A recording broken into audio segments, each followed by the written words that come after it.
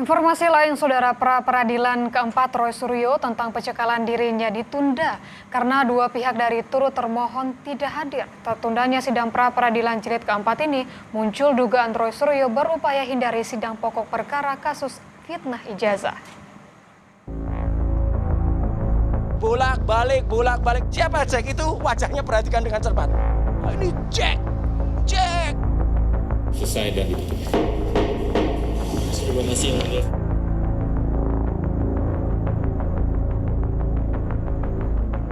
Ketidakhadiran wakil dari Kejaksaan Tinggi DKI dan Kejaksaan Negeri Jakarta Selatan sebagai turut termohon membuat Hakim Tunggal PN Jakarta Selatan menunda sidang pra-peradilan soal pencekalan Roy hingga tanggal 14 Agustus mendatang. Dituding sengaja mengulur waktu, Roy malah menyindir sikap para pihak yang absen berulang di persidangan. Ini yang kedua kalinya, ya. Ini bukan lagunya Raisa ya, kedua kalinya. Tapi ini yang kedua kalinya, ya, turut termohon tidak hadir pada sidang yang pertama, sehingga membuat sidang ditunda sampai 1 pekan ke depan, tanggal 12 Agustus. Jadi jelas, 14 ya, maaf, saya koreksi, 14 Agustus.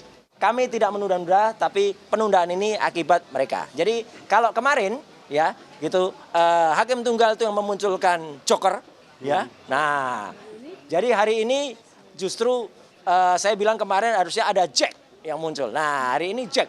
Jacknya kenapa ditunda-tunda? Jadi bolak-balik saja ini. Nah, ini Jacknya bolak-balik. Siapa Jack itu? Wajahnya perhatikan dengan cermat. Ini Jack. Gitu ya, katanya dipanggilnya Jack.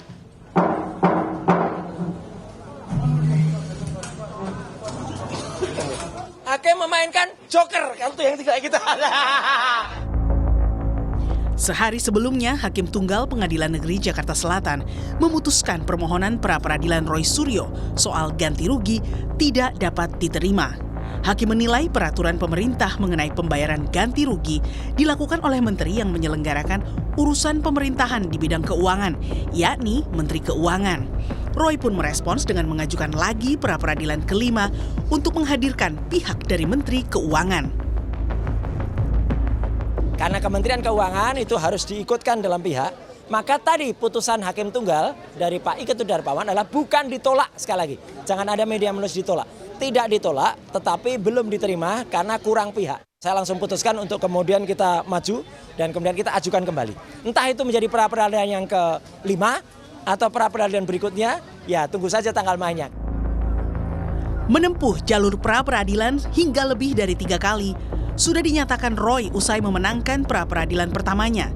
Sejak itu, Roy dan tim kuasa hukumnya terus mengajukan pra-peradilan terhadap berbagai objek, seperti soal pencekalan dirinya ke luar negeri hingga tuntutan ganti rugi atas penangkapannya. Namanya juga usaha, ya gitu. Usaha itu kan mesti ada hasilnya, gitu kan. Gitu. Nah, hasilnya apa ya? Kita tunggu bersama, gitu aja. Langkah Roy Suryo menempuh pra-peradilan berkali-kali dinilai pakar hukum pidana sebagai konsekuensi hadirnya KUHP baru yang membuka peluang sebanyak 14 kali pra-peradilan untuk objek yang berbeda. Akibatnya, sidang pokok perkara mau tak mau harus menunggu pra-peradilan berhenti diajukan. Kalau dulu hanya 5, kemudian tambah 9, kemudian di KUHP baru ini, itu ada menjadi 14 objek pra-peradilan. Ketika permohonan pra-peradilan masih diajukan, pokok perkara tidak boleh dilakukan. Artinya, begitu pihak-pihak masih terus mengajukan, pokok perkara tidak boleh disidangkan. Sebelumnya, keputusan Roy menempuh pra-peradilan dinilai mantan kuasa hukumnya Ahmad Kozinudin sebagai modus Roy untuk menghindari sidang pokok perkara. Kozin menilai Roy dan Jokowi sama-sama tidak berani adu bukti di persidangan.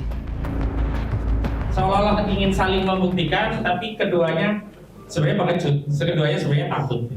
Nantangin masuk rumah, tapi pagarnya digembok. Percaya nggak kalau orang ini nantangin nggak? Nggak percaya, rakyat udah tahu. Dan pra-peradilan jangan menjadi modus untuk menghindari pokok perkara. Kita akan buktikan apakah ini benar-benar negara hukum atau negara di bawah kendali Joko Widodo. Pra-peradilan berliku dan berjilid-jilid Roy Suryo membuat sidang pokok perkara soal keaslian ijazah Jokowi yang diributkan lebih dari setahun makin tak pasti. Bukannya fokus untuk membantah gugatan mencemarkan nama baik Jokowi, Roy kini malah fokus di arena pra-peradilan yang tak berujung. Tim Liputan Kompas TV.